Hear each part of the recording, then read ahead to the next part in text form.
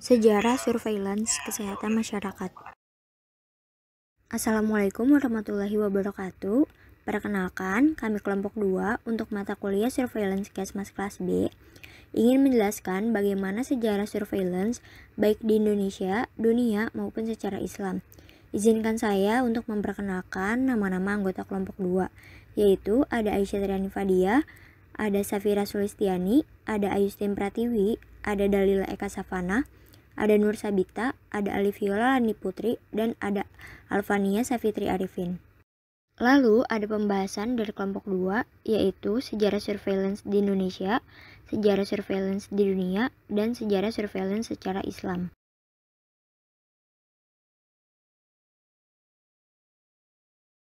Sejarah Surveillance Indonesia.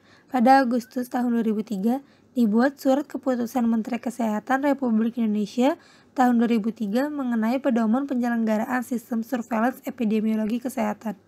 Menyatakan bahwa dalam rangka perencanaan, pengendalian, dan evaluasi pelaksanaan kegiatan kesehatan terhadap penyakit atau masalah-masalah kesehatan, serta kondisi yang mempengaruhi terjadinya peningkatan dan penularan penyakit, perlu dilakukan surveillance epidemiologi kesehatan dengan mempertimbangkan undang-undang mengenai karantina laut, karantina udara, wabah penyakit menular, kesehatan, International Health Regulation, dan penyelenggaraan ibadah haji. Kegiatan surveillance sudah diselenggarakan sebelum berlakunya Surat Keputusan Menteri Kesehatan nomor 1116 pada tahun 2003 dengan tujuan mendukung penyediaan informasi epidemiologi untuk pengambilan keputusan yang meliputi sistem surveillance terpadu, surveillance sentinel puskesmas, surveillance acute flaccid paralysis, surveillance tetanus neonatorum, surveillance campak, surveillance infeksi nosokomial, surveillance HIV/AIDS, surveillance dampak krisis, dan surveillance kejadian luar biasa, penyakit, dan bencana. Perkembangan surveillance penyakit menular di Indonesia. Pada Peraturan Presiden Nomor 72 Tahun 2012 tentang Sistem Kesehatan Nasional mengamanatkan agar pengelolaan kesehatan dilakukan secara berjenjang mulai dari tingkat daerah sampai tingkat pusat dengan memperhatikan otonomi daerah dan otonomi fungsional di bidang kesehatan. Otonomi fungsional yang dimaksudkan berdasarkan kemampuan dan ketersediaan sumber daya di bidang kesehatan. Lalu, penyelenggaraan surveillance kesehatan harus dilaksanakan di setiap fasilitas pelayanan kesehatan, seperti instansi kesehatan mulai dari tingkat kabupaten atau kota, provinsi, dan instansi kesehatan tingkat pusat. Selanjutnya, ada fungsi dasar surveillance kesehatan tidak hanya untuk kewaspadaan dini penyakit yang berpotensi terjadinya kejadian luar biasa atau KLB, tetapi juga sebagai dasar perencanaan dan pengambilan keputusan program kesehatan jangka menengah dan jangka panjang.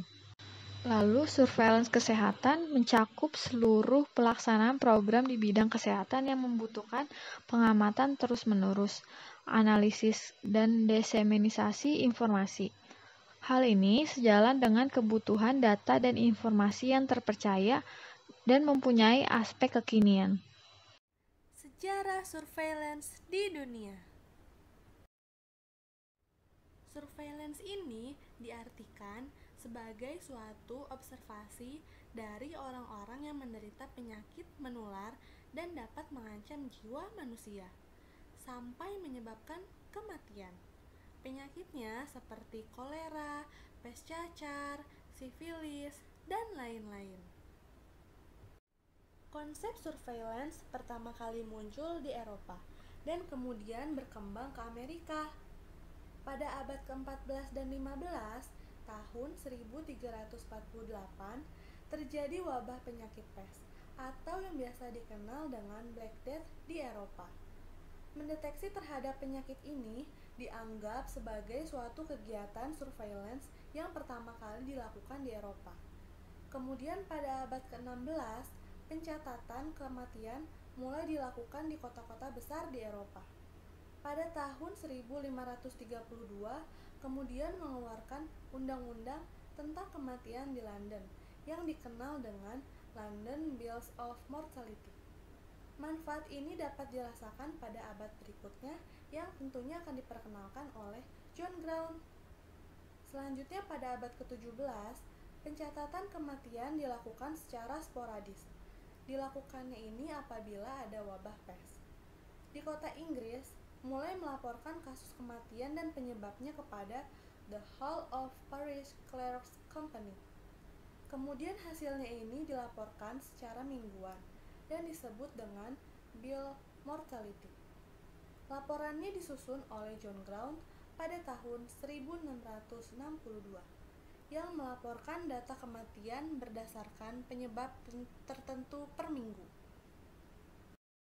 Pada abad ke-18, Johann Peter Frank 1776 melakukan kegiatan surveillance dengan mengangkat polisi kesehatan di Jerman. Pengawasan dilakukan terhadap kesehatan anak sekolah, ibu dan anak, pencegahan kecelakaan, pemeliharaan air dan limbah.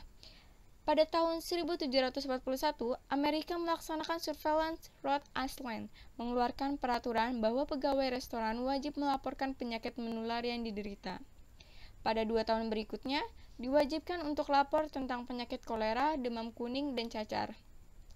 Lalu, pada abad ke-19, William Farr 1807-1883 merupakan pencetus konsep surveillance secara modern dan inspektur Departemen Statistik pada kantor registrasi umum Inggris dan Wales.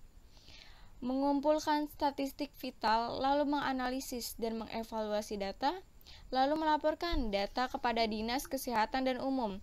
Pada abad ke-19, pelaporan wajib terhadap penyakit infeksius yang pertama kali di Italia pada tahun 1881, lalu di Inggris pada tahun 1890, lalu di Michigan pada tahun 1893 yang merupakan negara bagian USA pertama yang mewajibkan pelaporan penyakit infeksius.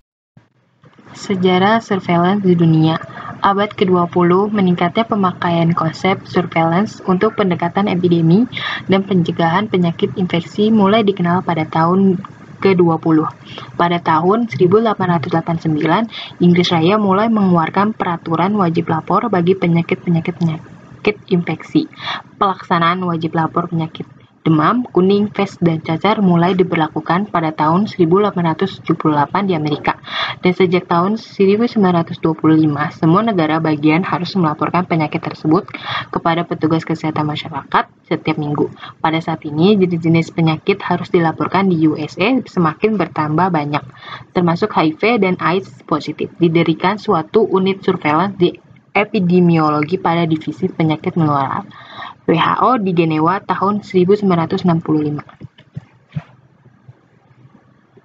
Sejarah surveillance secara Islam. Surveillance dalam pandangan Islam. Pada zaman Nabi Muhammad dan setelahnya telah terjadi suatu wabah yang dinamakan dengan ta'un. Sebagian ulama mendefinisikan ta'un adalah sama seperti wabah. Akan tetapi sebagiannya membedakan antara ta'un dengan wabah. Dapat ditarik sebuah kesimpulan, yaitu setiap ta'un adalah wabah dan tidak setiap wabah adalah ta'un. Hal ini menunjukkan bahwa definisi wabah lebih luas daripada ta'un, sementara wabah adalah setiap penyakit yang menular dengan sangat cepat.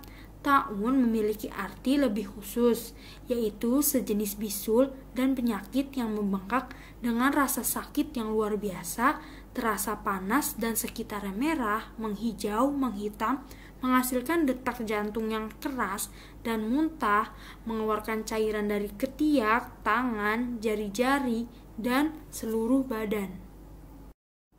5 kejadian wabah ta'un yang paling dikenal dan banyak memakan korban dalam sejarah Islam. Pertama, ta'un Syirawaih. Ta'un Syirawaih terjadi pada masa Nabi Muhammad. Kedua, ta'un Amwas.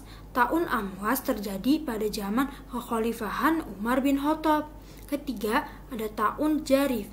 Keempat, ada ta'un Fatayat.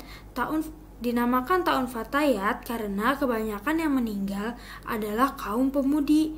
Kelima, ada ta'un Al-Ashraf. Dinamakan ta'un Al-Ashraf karena mayoritas korbannya adalah orang-orang yang memiliki kedudukan tinggi. Wabah ta'un pada tahun 18 Hijriah atau tahun 639 Masehi. Pada tahun tersebut terjadilah suatu musibah yang memakan banyak korban, yaitu musibah mewabahnya tahun yang dinamakan dengan tahun Amwas. Dinamakan dengan tahun Amwas karena kemunculan pertama kali wabah tahun ini adalah di kota Amwas, sebuah kota yang terletak di wilayah Syam. Pada tahun 18 Hijriah atau 639 Masehi, kaum muslimin tertimpa musibah yang benar-benar menguji keimanan dan kesabaran. Ujian itu berupa musim paceklik yang panjang dan wabah tahun Amwas. Pemimpin pada saat itu ialah Umar bin Khattab, dan keadilannya dan sikapnya untuk lebih mengutamakan rakyat daripada dirinya sendiri. Nabi Muhammad memberi arahan tatkala terjadi sebuah pandemi di sebuah daerah melalui sabdanya, "Jika kamu mendengar suatu wabah di suatu daerah, maka janganlah kamu mendatanginya, dan jika wabah itu menimpa daerahmu, maka janganlah kamu keluar darinya." Perintah ini bertujuan agar pihak yang tidak terjangkit wabah supaya tidak tertular, dan pihak yang telah terjangkit tidak menularkan wabah penyakit ke pihak yang lain. Tidak diperbolehkan mendatangi daerah yang telah terjangkit suatu wabah karena dapat membahayakan jiwa seseorang, dan dilarang untuk keluar dari daerah yang terjangkit wabah.